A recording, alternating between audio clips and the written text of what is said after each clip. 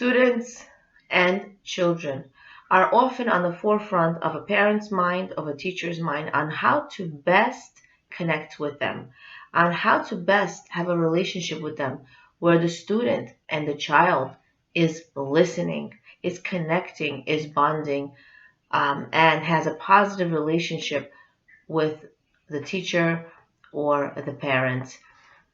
Of course, we want to have the best influence on these children. We want to be role models. We want them to listen to us. We want them to behave. But there is one tremendous feature that stands in the way if it is not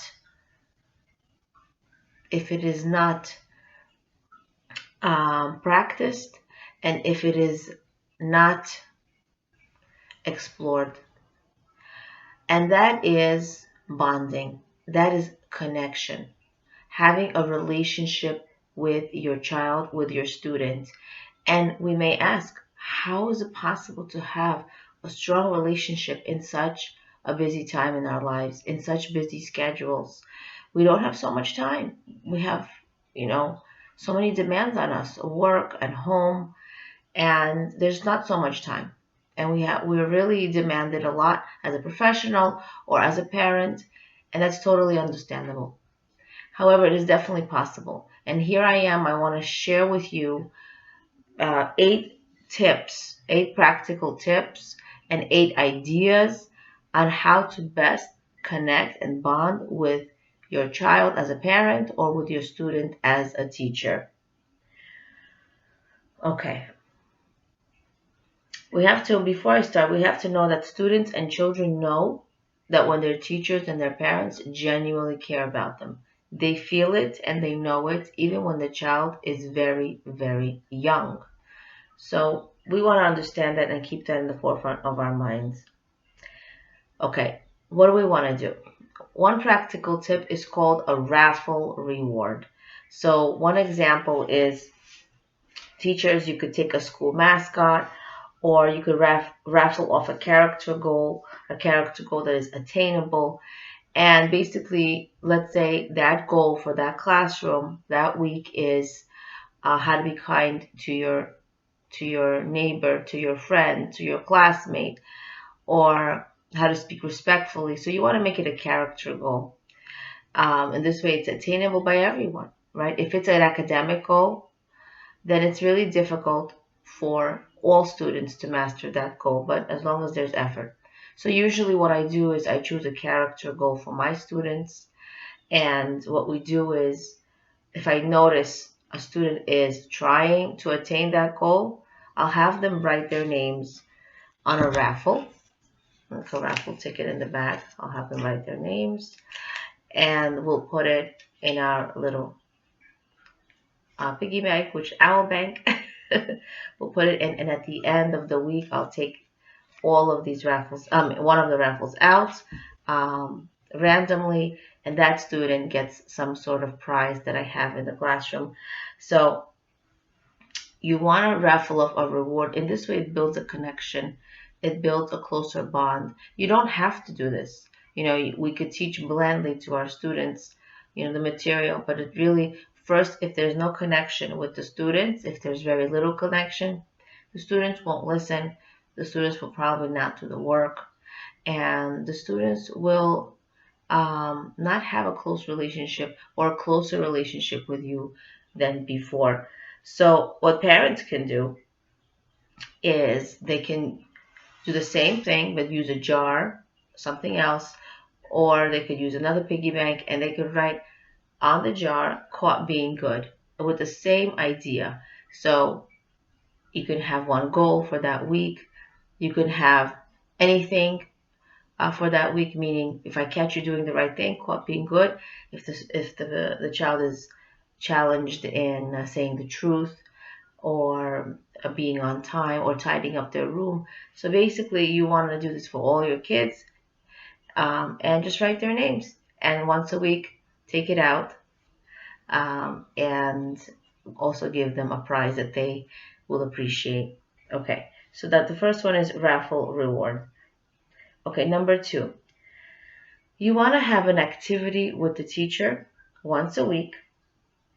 Let's say it's mindful coloring, or it's coloring with gel pens, right? Your special teacher gel pens that only once a week you'll pick a student. You play chess, checkers, or cards, something with the student. Maybe it could be during a teacher's lunchtime once a week, right? Maybe it's a few minutes of her lunchtime, but the children need to feel privileged that they're spending this quality time with their teacher, because not every student can. And of course, this hands down applies to parents once a week. The children do not earn that, right? As children, students earn that, but children don't. Um, Once a week, really to sit with the parent and do what the child wants. If the child wants to go shopping, the child wants to go for a pizza, the child wants to color, the child wants to do an art project, whatever that it is in any age and stage, even the older kids just have a cup of coffee with them with dessert. You're basically bonding with the child, and the child needs to know that the parent allocated time in her busy schedule in order to spend time with that child. The child has to know, Mommy's so busy. I made time for you. I'm not going to answer that phone call. I'm making time for you. Um, the third one, so the second one is activity with the teacher. The third one is lunch with the teacher, or lunch with the parents, taking them out somewhere a little bit more lavish, or having them a meal that you don't usually make for them or buy them. Number 4 is to create a behavior chart. And the behavior chart can look something like this. This is something that I use for one of my students. So I like to keep my behavior charts positive. So I said daily behavior and good work. Log, good, good, receive warnings, not good. So I don't write bad, because I don't think there isn't anything as a bad behavior. It's really a bad choice. A bad behavior, a poor choice. But we don't want to label the child as bad, because that's how they're going to look at themselves. So they were good, they received a lot of warnings, or they were not good, right? And basically this is laminated, and I have the student use a dry erase marker of red, yellow, or green, and these are the periods we have in our school day. And I will ask them, what color do you think you are on? And of course you want to discuss the behaviors that are appropriate for each color beforehand, and you want to create a list with the child of rewards that they will enjoy. Then they only get the rewards if they're on green, right? And so it's up to you. So it's maybe 5 minutes on the iPad. Maybe it's a smelly sticker that you give them that they enjoy. Maybe it's a small treat. You know, it could be anything that they like. So you sit down with them, and they have to choose some options. So every time they're on green. You do the same thing with a child at home. So, but you don't want to get the child used to charts, okay? This could be at school, more or less, but at home it shouldn't be that way. The child should learn eventually that charts is not something that we're monitoring. They're not always on a chart. Smaller kids, it's a little bit more fun and they enjoy it more. But it's a little bit embarrassing also for a child to see everybody knows their chart. So you want to maybe keep it in a private area. Okay. Number 5. Number 5 is making positive phone calls. Now, teachers make positive phone calls to parents, and parents can make positive phone calls to teachers when they see that a child is doing so much better in, let's say, behavior. Mostly you want to touch on behavior or their efforts, and you want to have that relationship, that homeschool relationship, and the children will respect you more and have a greater relationship as well. Okay. So number 6, you make time to speak to them, okay?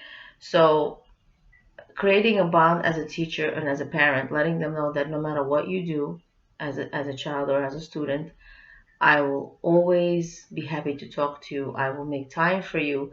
I will not say anything that will hurt you.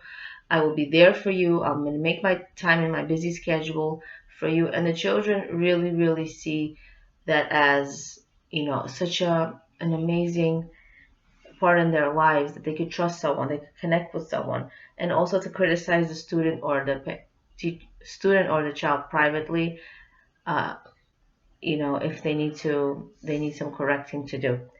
Okay, number 7. You want to constantly give the child compliments. Now, some students and children, instead of benefiting from compliments, what happens is they hear a compliment, they start acting worse. So you want to know the child or the student, but most of the time they love compliments, and you want to use the words "I noticed." You don't want to say, "Oh, you are you are so smart," right? We don't want to say smart because they could lack in other things, and they want to still look at themselves as smart. So you want to say what they did with the compliment. You are patient. You waited so patiently as your sister took a turn, in the game. So you want to say what they are and what they did right afterwards, so they can correlate that with an action. And number 8 is a new start. So no matter what the child did, you want to tell them that they have a blank new slate with you, and not remind them of previous mishaps, misbehaviors, and that you love them and genuinely care about them, and that you know that they're genuinely very good. So don't remind them of past mistakes. These are only actions, and a person may change with the slightest effort. I hope these tips were helpful to you as I use them myself. I really try to incorporate them at home and at work as an educator. And may we merit to have great connection and relationships as teachers, as parents, with our students and our children. Leah Abramov, being and becoming, awakening awareness of your greatness and potential.